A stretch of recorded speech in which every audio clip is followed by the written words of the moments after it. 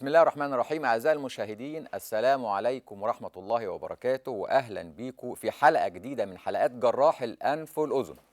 الحقيقة النهاردة حلقتنا مهمة جدا جدا. النهاردة حلقتنا هتتكلم عن البنات، عشان كده أنا بقول لكل حد شايفنا دلوقتي لو سمحت، لو عندك بنت قول لها تعالي اتفرجي على الحلقة دي. ومش بنت بس، لو عندك مراتك، لو عندك أختك، لو عندك عمتك، خالتك، كبيرة صغيرة. مش بس الحقيقة البنات والشباب والصغيرين والكبار. حلقة مهمة جدا. حتى البنات اللي قاعدين قدامنا في الاستوديو بقول لهم لو سمحتوا سيبوا الموبايلات اللي في ايديكم وركزوا معايا، عشان الحلقة دي أكيد واحدة فيكم هتبص تلاقيها بتشتكي الشكوى اللي أنا بقولها. كل بنت طبعا بتحلم باليوم اللي تبقى فيه لابسة الفستان الأبيض وتبقى عروسة. طبعا اليوم دون بتفضل تجهز فيه مش بس من ايام وشهور، لا لا لا لا، من قبلها بسنين بتفضل تجهز اليوم الحقيقه دون. عشان كده النهارده هنحل مشكله مهمه جدا للبنات. المشكله دي هي مشكله الشخير. ايه يا دكتور هشام؟ طب ما الشخير ما ايه يعني؟ مشكله شويه صوت بيطلع واحنا نايمين ومتشكرين وما فيش اي مشكله خالص. ايه يعني شخير؟ يعني ما البلد كلها بتطلع صوت وهي نايمه. لا يا جماعه، النهارده الشخير بقى موضوع مهم جدا جدا جدا. والشخير عنده مشاكل لا حصر لها. من الآخر ممكن الشخير يؤدي للوفاة. متخيلين؟ الشخير يؤدي للوفاة. طبعا ده موضوع كبير جدا، لكن النهاردة احنا هنتكلم على الشخير للبنات. طيب نبدأ كده ونقول ايه هو الشخير. الشخير الحقيقة مش هو الصوت اللي حد ممكن يعمله مرة في الأسبوع لما يكون راجع تعبان أبدا. الشخير اللي أنا بتكلم عليه هو الصوت العالي اللي بيبقى موجود يوميا، والشخص وهو مارد وهو نايم. مش هقول بقى شخص، هقول مريض وهو نايم. طيب الشخير ده سببه ايه؟ اكيد الشخير ده سببه مشكله، والمشكله دي بتبقى سده في مجرى التنفس من اول الانف لغايه الحنجره. عشان كده اسباب الشخير كتير جدا جدا جدا، تقريبا كل مشاكل الانف والاذن. معانا طبعا يعني شويه صور نقول فيها اسباب الشخير. بتبدا من الانف. لو في سده في الانف زي حاجز انفي معوج، لو في غضاريف متضخمه في الانف، لو في لحميات، لو في حساسيه، يعني من الاخر اي مشكله زي ما انتم شايفين. طبعا ده طبعا المدام بتاعته بتشخر، وهو طبعا نايم هو صاحي، مفيش نوم مع اللي بيشخر. يا اما ده كويس ان هو نايم جنبيها، ده المفروض ان هو بيسيبها وبيروح اوضه تانية او بيروح كمان شقه تاني. الصوره اللي بعديها قلنا اسباب الشخير. لوز طبعا متضخمه جدا، ده الحاجز الانفي. شايفين حاجز انفي معوج بيسد مجرى التنفس ويعمل مشكله عدم دخول هواء، وده بيعمل طبعا الشخير. الصوره اللي بعديها طبعا لوز احنا بنسميهم كيسنج تونسلز، يعني اللوز الاثنين حاضنين بعض. من المنظر دون حد يقدر يقول لي الهواء يدخل ويخرج ازاي؟ الصوره اللي بعديها طبعا دي لوز برضو متضخمه اكتر من اللوز. شايفين حضرات كلها اللي هي الجزء المتدلي ولامس اللسان ده. كتير جدا مننا لما يفتح بقه قدام المرايه بيجد المنظر ده. سقف الحلق متدلي جدا ومترهل، اللهايه طويله ولامسه اللسان او حتى بتبقى خلف اللسان كمان. هنا بنفتح الانف بنشوف غضاريف الانف شكلها عامل ازاي. كل دي اسباب بتعمل موضوع الشخير. الشخير يا جماعه مش بس صوت ومش بس مشاكل للبنات. طب حد يجي يقول لي بقى، طيب احنا عرفنا طبعا ان الشخير اسبابه 10 20 حاجه. طب ايه المشكله برضه؟ يعني ما انا بطلع صوت ومفيش مشكله. لا، الحقيقه مشكله الشخير مش بس في الصوت، دي اسهل مشكله، وزي ما بنقولوا كده دي الخطوه الاولانيه في الشخير. لكن ما يترتب عن موضوع الشخير مشاكل كتير جدا، اللي هي مثلا ارتفاع ضغط الدم، اللي هي مشاكل في القلب سواء كان لغط وتضخم في عضلة القلب، سواء كان مشاكل سبحة صدرية، سواء كان مشاكل بقى نبتدي نمسكها بقى من أول الأنف سدة وصداع، نبتدي ننزل على الحلق على طول تقول لك زوري وجعني مش قادر أبلع ريقي في مخاط في زوري بينزل على المعدة يعمل لنا مشاكل في المعدة. الحقيقة في وسط الكلام احنا قلنا اللوز وقلنا تضخم اللوز، وشفتوا حضراتكم منظر اللوستين شكلهم عاملين ازاي. ناس كتير جدا الحقيقه بتسالني تقول لي هل تضخم والتهاب اللوز ده بيعمل ريحه وحشه؟ هل تضخم اللوز ده ممكن يعمل لنا حمى روماتيزميه؟ الحقيقه طبعا تضخم اللوز يعمل لنا ريحه وحشه، ده اكيد ما فيهاش كلام. ليه؟ هو السؤال. انا احب دايما افسر كل حاجه عشان انا بخاطب العقل. تضخم اللوز بيضطر الشخص ان هو يفتح بقه وهو نايم. فتحه البق دي بتخلي الشخص يدخل الهواء داخل خارج وانت فاتح بقك. طيب الهواء اللي بيدخل وانت داخل خارج دون لشهور وسنين بيعمل التهابات مزمنه في الحلق. الالتهابات دي بتعمل لي اول حاجه حرقان في الحلق، بتعمل مخاط في الحلق، بتعمل ريحه وحشه، وللاسف المخاط ده بينزل على المعده يعمل لي التهابات في المعده جامده جدا. عشان كده كتير جدا من الناس اللي عندها شخير وعندها خنقه وعندها مخاط في الحلق بينزل على المعده، وبالاسف بيتشخص غلط ان هو ارتجاع في المريء. ولكن لما بنعمل منظار على الانف وبنشوف السده موجوده فين، بنلاقي الحلق مليان مخاط، وده كله بينزل على المعده. عشان كده كل البنات، مش كل البنات بقى، كل شخص بيشتكي بشخير وخنقه بنبص نلاقيه على طول عنده مشاكل في المعده، مشاكل في الهضم، مشاكل انتفاخ، على طول في غازات موجوده في بطنه، وعلى طول رايح جاي يعمل مناظير قولون، مناظير معده، وتقريبا ما بيخافش. موضوع الحمى الروماتيزميه في منتهى الخطوره. وزي ما قلنا، هل اللوز بتعمل حمى روماتيزميه؟ النقطة دي مهمة جدا وعايزين نركز عليها شوية. هنقول إن تكرار اللوز ملوش علاقة الحقيقة بالحمى الروماتيزمية خالص. بمعنى إيه؟ بمعنى إن الحمى الروماتيزمية دي سببها هو البكتيريا العنقودية اللي موجودة في الحلق. السؤال اللي بعد كده، طب أنا بيجي لي اللوز كتير، هل ده ليه علاقة بالحمى الروماتيزمية؟ الحمى الروماتيزمية يا جماعة ممكن تيجي بالتهاب في اللوز مرة واحدة. ليه؟ لما يبقى الشخص عرضة وان هو يحصل له ان التهاب البكتيريا العنقوديه، حتى لو التهاب اللوز مره واحده ممكن يسبب له الحمى الروماتيزميه. السؤال اللي بعديه المهم جدا، طب احنا عندنا حمى روماتيزميه وعندنا ابره البنسلين، هل كل واحد عنده التهاب في اللوز ياخد ابره البنسلين؟ قولا واحدا مفيش حاجه اسمها كده. مفيش حاجه اسمها واحد عنده بيجي له لوز كتير وابتدى يقول يا رجل طفل صغير اجري واديله ابره البنسلين لحسن ده عنده حمى روماتيزميه. ده كلام خاطئ 100%. عشان كده الحمى الروماتيزميه عشان تتشخص ليها اسباب وليها اعراض، من ضمنها تورم في الركبه، فيهاش نقاش، تورم وايه تورم محترم. دي حاجه. الحاجه الثانيه بيحصل راش او طفح جلدي. الحاجه الثالثه بيحصل مشاكل في القلب. الحاجه الرابعه بيحصل مشكله في الجهاز العصبي. هو السؤال، هل في حد عنده الاربع حاجات دول او حاجه منهم تورم في الركبه عشان نقدر نشخص الحمى الروماتيزميه وبعديها نفكر ندي ابره البنسلين؟ خدوا بالكم، وخطين حمر تحت كلمه ابره البنسلين والحمى الروماتيزميه والتهاب اللوز. اوعى حد ياخد ابره البنسلين من شويه لوز او شويه وجع في رجله. طيب الحقيقه سؤال بيجي لي كتير جدا وامهات تسالني، البنات اللي بتشخر دي، هل في اعراض تانية للشخير للبنات وهي مش عارفه؟ يعني خدوا بالكم ان كتير جدا من الناس اللي بتطلع صوت وهي نايمه اللي هو الشخير ما بياخدوش بالهم ان هو بيشخروا. امال مين اللي بياخد باله؟ لو البنت بتشخر تلاقي الام هي اللي واخده بالها. وكتير جدا الامهات بتتحرج تقول لبنتها ان انت بتشخري. هو سؤال مهم الحقيقه، في اعراض تاني ممكن تبقى موجوده غير الشخير والبنت نفسها ما تبقاش عارفه، او الام نفسها ما تبقاش عارفه ان ده بسبب هذا الصوت اللي هي نايمه؟ طبعا. دايما نلاقي البنات اولا عندها التهاب في حلقها، عندها مخاط في الحلق، عندها ريحه مش كويسه، وده في منتهى الخطوره للبنات. كتير جدا من البنات بتيجي تشتكي لي ان عندها ريحه مش كويسه. افتح البق واشوف ان في اسباب موجوده للشخير وتبقى هي دي السبب. لما بنشيل السبب سواء كان بقى في الانف او في الحلق او في اللوز او العرض ده بيزول تماما. اعراض كتير جدا تاني موجوده ما حدش بياخد باله ان هي بسبب الشخير، زي همدان الجسم، زي الواحد بيصحى الصبح مش فايق، مش مركز، على طول تلاقيه طول النهار نعسان، عايز ينام، في اي مكان يروحه يبقى عايز ينام. وزي ما انا قلت بيبقى في مشاكل في المعده، زي حرقان، زي انتفاخ، زي غازات، اسهال شويه، امساك شويه. يعني نقدر نقول الجهاز الهضمي مش مظبوط. الكلام ده كله مهم جدا للبنات. واكتر من كده مش عايز اقول لكم ان كتير جدا من البنات بتطلع صوت وهي نايمه وبتجيلي تقول لي يا دكتور هشام حل لنا مشكله الشخير.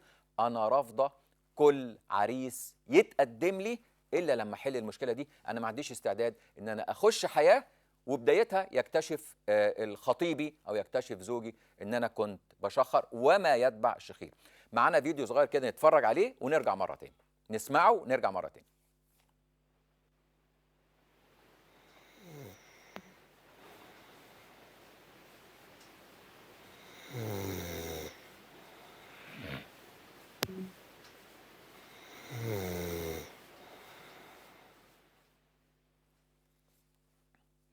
انا شفتوا البنت وهي نايمه وصوت الشخير بتاعها شكله عامل ازاي. على فكره ده صوت بسيط جدا. انا كنت عايز بس لو كنتوا خدت بالكم وركزتوا، لو كنتوا ركزتوا من فتحه الانف بتاعت البنت دي، فتحه الانف بتاعتها فيها عوجه في الحاجز الانفي، كان في ناحيه في الانف في فتحه الانف مختلفه عن الثانيه. عشان كده احنا كتير جدا من الحالات بنشخصها من العيان داخل عليا، من قبل ما بيتكلم، من قبل ما يقول او اي حاجه، من شكل الانف شكلها عامل ازاي. صوت البنت وهي بتتكلم او الولد او اللي بيشخر دايما تحسه ان هو بيتكلم من مناخيره، عنده خنفه بسيطه، عنده بنسميها نيزل تون، ما بيقدرش يتنفس ولا يتكلم كويس، وعلى طول مصدع وعلى طول همدان وعلى طول كسلان وعلى طول تعبان. الحقيقه احنا معانا مفاجاه النهارده غير متوقعه. معانا تقرير بيتكلم على شخير البنات والتصرف معاه ازاي، وهل حضرتك لو رايح تتقدم لواحده وعرفت بقى او ما عرفتش الله اعلم، انت بقى وزي ما بيقولوا ايه يعني، وصراحه البنت اللي انت هتتقدم لها، لو عرفت ان هي بتشخر هتكمل تروح تتقدم؟ ولو كنت متقدم وخاطب هتكمل وتكمل الخطوبه؟ طب لو انت متجوز واكتشفت ان عروستك في اول يوم يعني مش عايزين نكمل؟ نشوف التقرير ونرجع لكم مره تاني.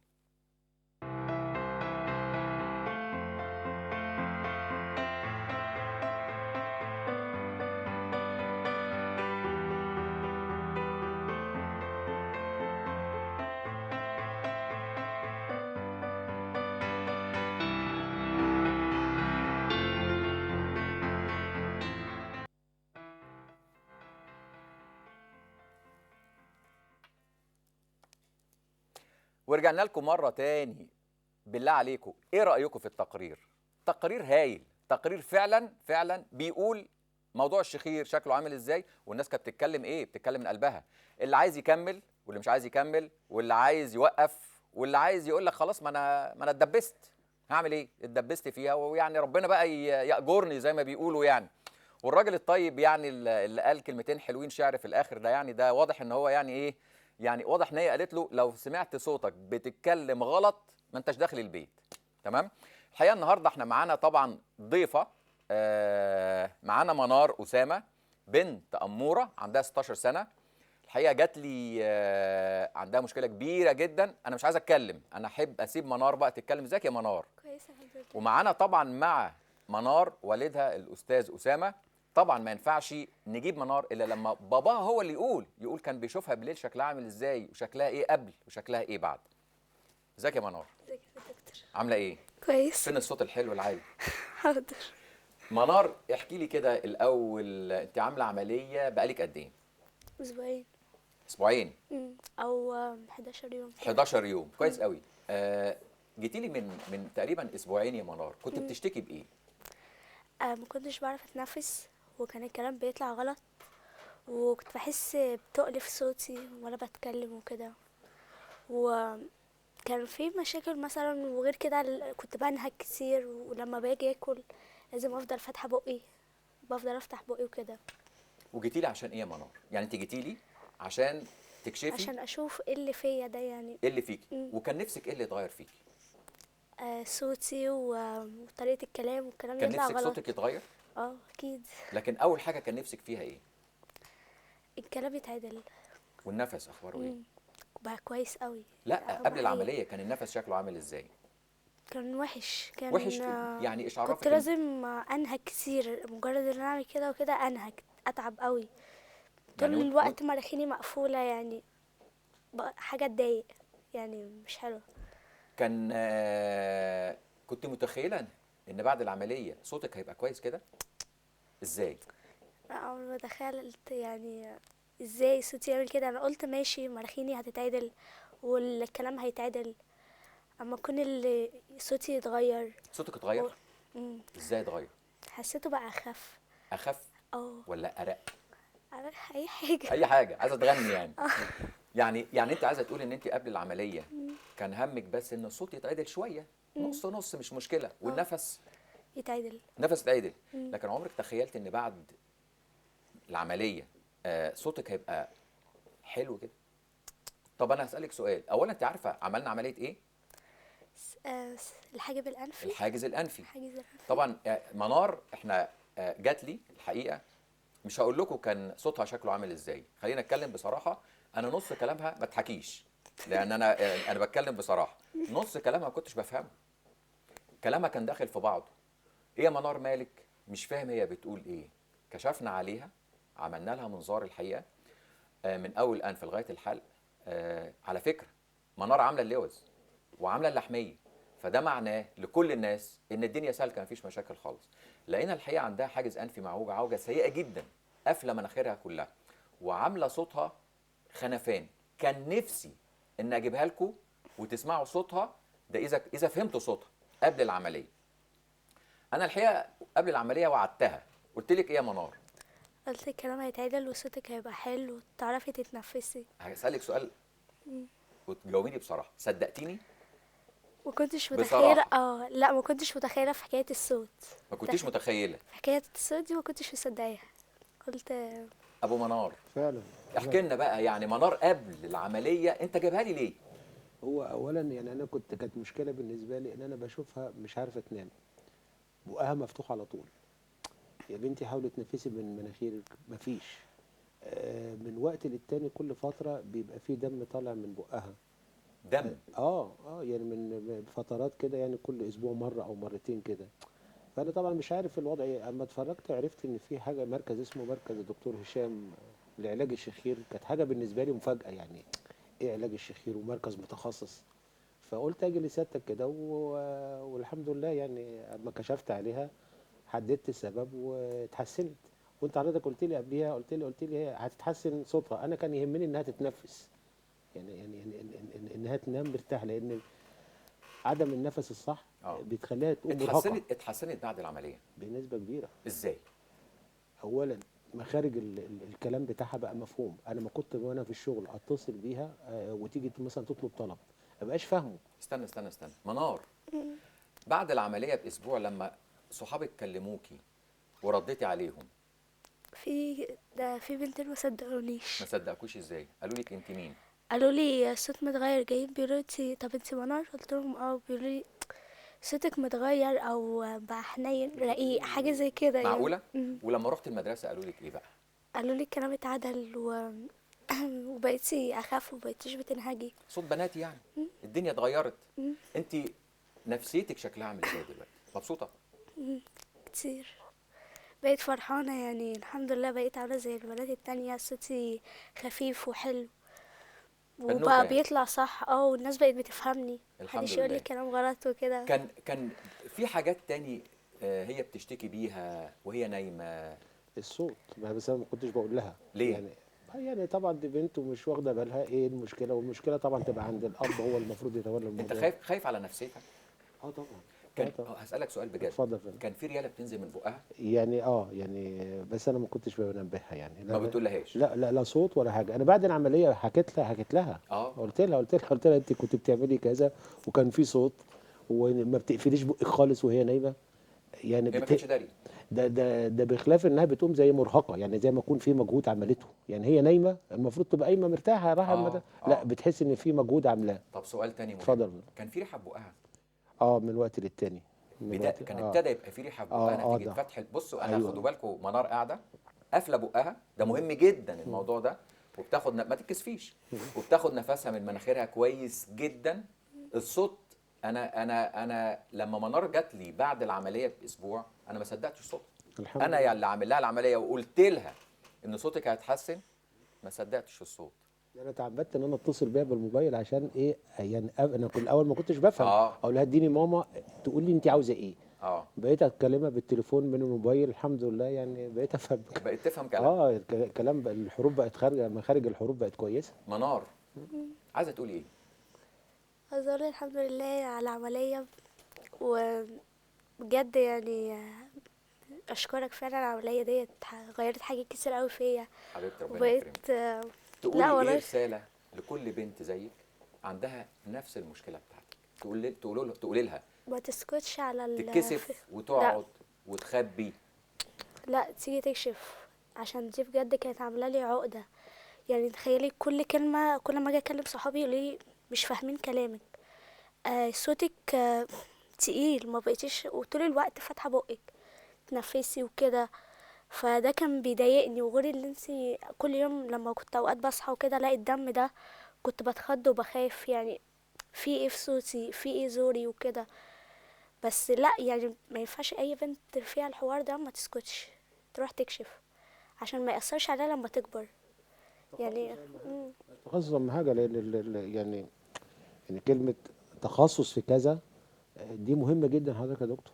يعني وبعدين انا لما جيت عملت العمليه انا ما كنتش متوقع انها هاخدها في نفس اليوم. يعني انا خدتها بعد، هي نص خرجت ساعة. من اوضه العمليات بعد ساعه الا ربع، يعني نص ساعه، من نص ساعه. انت بتقول انت عملت العمليه وخرجت بعديها بقد ايه؟ ده نص خريقة يعني يعني هي قعدت بعد ما خرجت من العمليه ساعه الا ربع، قعدت بتاع ساعه ونص او ساعتين في الاوضه العاديه، وروحت وروحت بقى عادي ما فيش اي مشاكل الحمد لله. وبعد كده الموضوع سهل؟ لا لا لا انا ما كان كنتش في دم، كان في نزيف، ما كان في كنتش مشكله؟ متوقع سيادتك ان بس انا هو هاخدها وانا كانش ماشي يعني اه، يعني وتمشي على رجليها الحمد وفايقه لله. لا لا وكويسه خرجنا ومشينا على رجلينا عادي وروحنا عادي الحمد لله يعني. الحمد لله. ربنا الحمد يبارك لك يا لله. دكتور. مبسوطه يا منار؟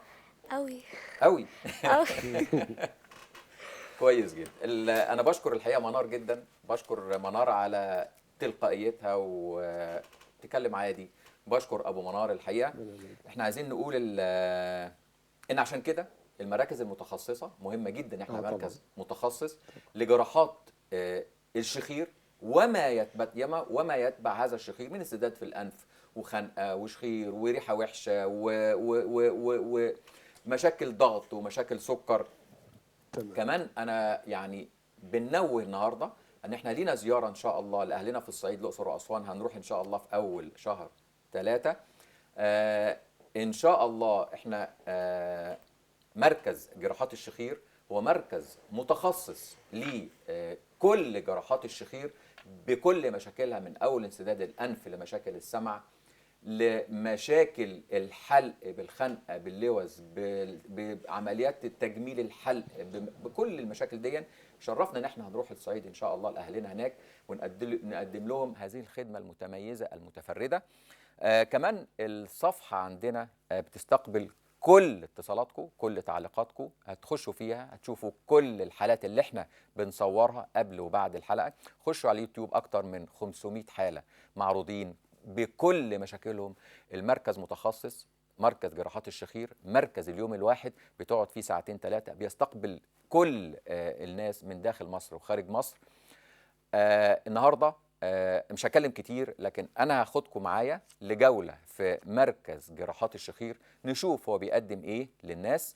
والحقيقه انا سعدت جدا بلقائكم النهارده، وكل اقدر اقوله اللهم علمنا ما جهلنا وانفعنا بما علمتنا. مع تحياتي جراح الانف والاذن دكتور هشام ابراهيم.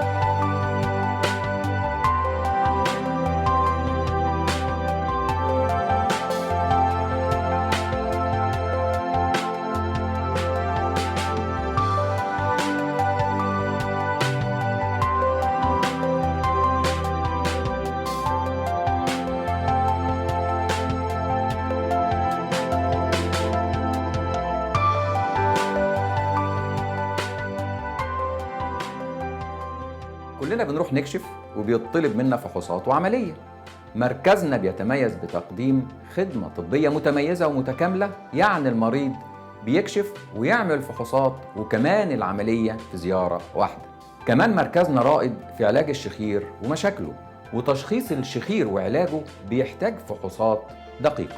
عشان كده المركز مجهز بأحدث المناظير الخاصة بالشخير والجيوب الأنفية والحنجرة، سواء كانت ريجيد أو فليكسبل، والمريض بيقدر يشوف مشكلته على السكرين، سواء كانت لحمية، سواء كانت حاجز أنفي، سواء كان سقف حلق، وبياخد تقرير كامل ومصور بحالته. بالإضافة لكده مركزنا بيقدم فحوصات سمع كاملة للأطفال والكبار، ولدقة النتائج الفحص بيتعمل داخل حجرة سمع معزولة، وكمان فحوصات ضغط الودن الخاصة بالأطفال بتتم بالكمبيوتر، وكمان النتائج بياخدها في نفس اللحظة اللي بيعمل بيها الفحوصات. كمان المركز فيه قسم خاص لسماعات الودن لضعاف السمع. تطور الحقيقة السماعات وتكنولوجيا السماعات بقت شيء فوق الوصف، عشان كده السماعات اللي بنستخدمها في مركزنا كلها ديجيتال وصغيرة جدا داخل الودن، يعني ولا هتظبط ولا حد هيعرف كمان انك لابس السماعة. كمان المركز فيه قسم للتخاطب وتنمية المهارات، حتى لو الطفل عنده مشكلة في الحروف وتأخر في الكلام، مركزنا فيه متخصصين لجلسات التخاطب والتوحد، وكمان عمل اختبارات الذكاء IQ. زي ما قلت تميزنا في ان الفحوصات والعلاج في زيارة واحدة، كمان التميز في أحدث أساليب العلاج. متواجد في مركزنا أحدث أجهزة الليزر العلاجي لعلاج حالات العصب السابع، طنين الودن والدوار. كمان متواجد أجهزة الراديو فريكونسي اللي هي التردد الحراري اللي بنستخدمها في عمليات الأنف والحلق بتخدير موضعي وفي دقائق صغيرة. مركزنا سباق في فكرة الكشف والفحص والعلاج في زيارة واحدة، عشان كده طرق علاجنا كمان مواكبة لأحدث تكنولوجيا في العالم، وهو تكنولوجيا الكوبليشن، وده طفرة في عالم الأنف والأذن والشخير. بالكوبليشن بنودع طرق استئصال اللوز القديمة زي الكي والخياطة والغرز وكمان الليزر، واللي كان بيصاحبها آلام ونزيف ومضاعفات. يعني الطفل بعد العملية على طول مش هيحس بألم، وهياكل وهيلعب وهيسافر. كمان الكوبليشن لعمليات الشخير وغضاريف الأنف وتجميل سقف الحلق واللهاه تحت تخدير موضعي بدون ألم وبدون نزيف وبدون تخدير وبدون قعاد في مستشفى وتضييع وقت وفلوس. كمان بيشرف مركزنا بالتواصل مع المرضى من داخل وخارج مصر، بحيث هيكون الكشف والفحوصات والعملية في نفس اليوم. وده كله مش هتلاقوه إلا في مركزنا، مركز علاج الشخير دكتور هشام إبراهيم.